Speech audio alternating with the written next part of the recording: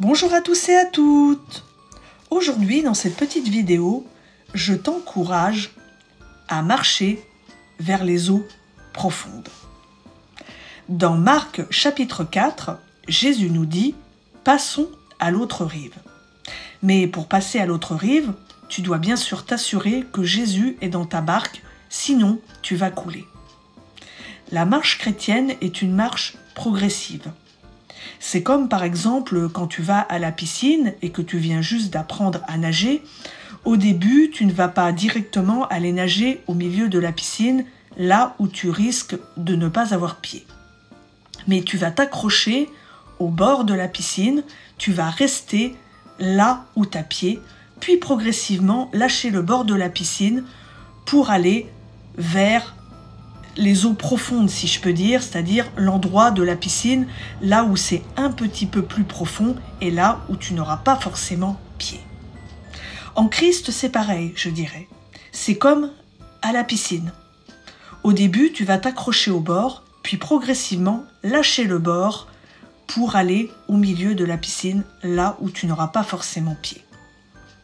Rappelle-toi, quand tu as appris à nager, peut-être que tu faisais partie de ces enfants qui avaient ce que l'on appelle une ceinture de pin. On appelait ça des pins, c'est-à-dire ça ressemblait comme à des briques rectangulaires, sauf que c'était des pins en plastique ou en mousse qui te permettaient de flotter.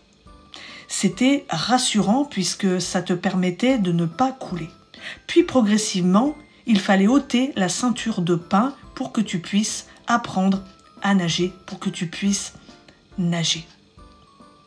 Tu dois aspirer à marcher en eau profonde, ce qui signifie que tu vas devoir apprendre à aller plus loin.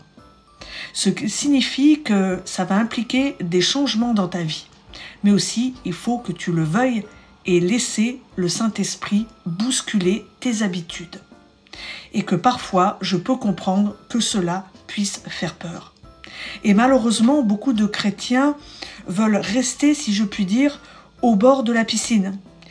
Ils veulent travailler pour Jésus, mais à condition que ça ne dérange pas trop leur univers, que ça ne les bouscule pas trop, qu'ils puissent rester dans des choses rassurantes, sans risque, et surtout ne pas dépasser ce cadre-là. Mais si tu veux grandir en Christ et rentrer dans ton appel, tu vas devoir lâcher le bord de la piscine et apprendre à nager au milieu de la piscine, même si tu n'as pas pied.